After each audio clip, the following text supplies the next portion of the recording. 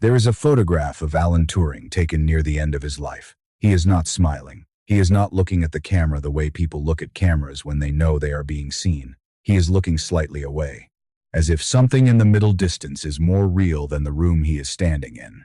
He had, by that point, broken the Nazis' most complex code, helped end a war that might have continued for years without him, laid the theoretical foundation for every computer that would ever exist. And yet, the British government had recently subjected him to a chemical procedure against his will as punishment for who he loved. He was 41 years old. 1 year later, he was dead. The official verdict was suicide, though some have questioned it since. Verify. Official inquest findings, 1,954. What we know for certain is this. A man who had spent his entire life trying to make sense of the world, who had asked deeper questions about the nature of mind and machine than almost anyone before him, spent the last years of that life being told his own. Nature was a crime. This is not a story about genius. It is a story about what happens when a mind that sees everything clearly is forced to look away from itself. We talk about Alan Turing mostly in two ways. The hero of Bletchley Park. The father of computer science. Both are true. Neither is complete. What gets left out is the interior life, the strange, tender, difficult person behind the mathematics, the boy who lost his closest friend and never quite recovered, the man who fell in love in a world that had made love illegal, the thinker who spent his career asking whether machines could think and who, one suspects, was also asking something more personal. Can something be real if no one else can see it? Can a mind matter if the person carrying it is considered wrong? Turing spent his life building things that would outlast him. Patterns in the noise, order from chaos, and beneath all of it, something that looked less like ambition and more like need. The need to be understood by someone, by something, even, perhaps, by a machine. When Alan was 13 years old, he met a boy named Christopher Morcom. Christopher was a year older, mathematically gifted, quietly kind. For Turing, it seems to have been the first time another person made the world feel less strange. Verify. Biographical sources: Hodges, Alan Turing, the Enigma. They shared problems, corresponded about science, made plans to study together at Cambridge. Christopher died in February 1930, bovine tuberculosis. He was 18. Turing's letters from that period describe something that goes beyond ordinary grief. He wrote to Christopher's mother for years afterward, kept a photograph, returned to the memory compulsively. What he seems to have lost was not just a friend. He lost the one person who had ever made him feel seen. For a boy, already different in ways he could not yet name, already out of step with the casual social rhythms other children seemed to manage effortlessly, that loss landed in a place that would not fully heal. He carried Christopher with him for the rest of his life, as absence, as standard, as a question that never quite resolved. Would there ever be anyone else like that? Mathematics, for Turing, was not a career choice. It was the one language that behaved honestly. A proof was either right or it wasn't, and if it was right regardless of who you were or whom you happened to love. What he wanted, underneath the theorems, was simpler and harder than any equation. He wanted to exist without apology. He wanted to be known. Mathematics let him be known, partially, safely. He was also, by most accounts, genuinely odd in the way that very few people are genuinely odd, not performed oddness, but the real kind that comes from simply not caring about the things most people spend enormous energy managing. During hay fever season, he cycled to work wearing a gas mask, not as a statement, because it worked. Verify. Hodges' biography. He chained his coffee mug to a radiator pipe so colleagues could not take it. Verify. Hodges' biography. He could be abrupt with people he found slow, impatient with questions he considered beneath the problem. Those who worked with him describe a man who was warm in unexpected moments and unreachable in others, who could spend an hour explaining something with extraordinary patience, then vanish mid-conversation, the moment his mind moved on, not cruel, just elsewhere. In 1936, at 24, he published a paper that would later be recognized as one of the most important documents in the history of thought. The universal Turing machine, a hypothetical device that could perform any computation given enough time and instruction. What is less often said is what the paper was also doing philosophically, asking whether mind could be separated from body, whether thinking could exist in something not born. One gets the sense he was not asking this only about machines. There is a particular kind of fear that does not announce itself. It does not spike. It does not paralyze. It simply lives underneath everything, like a second floor you are always aware of but never quite stand on. For Turing, the shape of this fear was specific and dangerous. In Britain, under the law, as it stood in his lifetime, his sexuality was a criminal offense. Verify. Labouchere Amendment, 1885 repealed, in part, 1967. 50 years earlier, Oscar Wilde had been tried in a courtroom 2 hours from where Turing worked, sentenced to 2 years hard labor, destroyed by it. Every educated person in England knew the story. It functioned less as history than as warning. Verify. Wilde trial details, 1895. And yet Turing did not hide with the desperate vigilance of someone who had truly internalized the threat. Those who knew him describe him as matter-of-fact about who he was, almost carelessly open, in a way that sometimes alarmed the people around him. There is a psychological pattern in this that is worth sitting with. There are people who have been told they are wrong so early, so completely, that they develop a strange immunity to the fear of exposure, not because the danger is not real, but because spending every waking hour managing that fear costs more than they have. They stop performing the concealment. They become, instead, very still. He lived as himself, within the brutal constraints of his time, as himself. And what he may not have fully calculated, or may have chosen not to calculate, was how little the work would protect him. How quickly a country can decide that a man who saved it is now, inconveniently, a liability. In 1939, Germany was encrypting its military communications through a machine called Enigma. The British government assembled a team of codebreakers at a country estate called Bletchley Park. Turing was among them. What they faced was not simply difficult. It was, by most estimates, effectively impossible. Enigma produced a number of possible settings so large that checking them by hand would take longer than the war itself.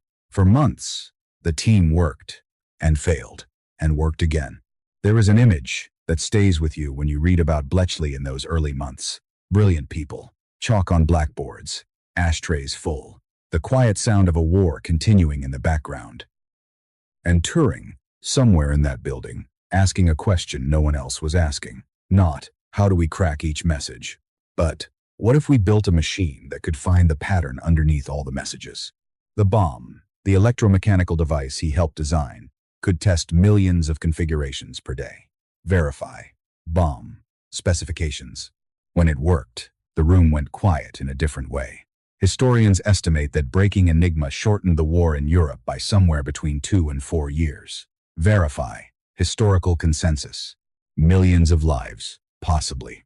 Turing went back to his desk. No ceremony, no announcement. The work was classified. He could not speak about it for decades. He returned to the question that had preoccupied him since before the war. What is the difference between a thinking machine and a mind? After the war, something unusual happened. Turing flourished. He published on morphogenesis, the mathematical patterns underlying biological growth. Why a leopard's spots form the way they do. How a Fibonacci sequence appears in a sunflower. Verify. The chemical basis of morphogenesis. 1952. He proposed what became known as the Turing Test, asking, practically, whether a machine's responses could be distinguished from a human's. He ran, competitively, joyfully. He had nearly qualified for the 1948 British Olympic team. Verify. Olympic trials result. There are accounts of him on long training runs through the English countryside, loose-limbed, unhurried, at peace in a way he rarely seemed to be anywhere else. If there was a version of Turing that was happy, it may have lived in those miles.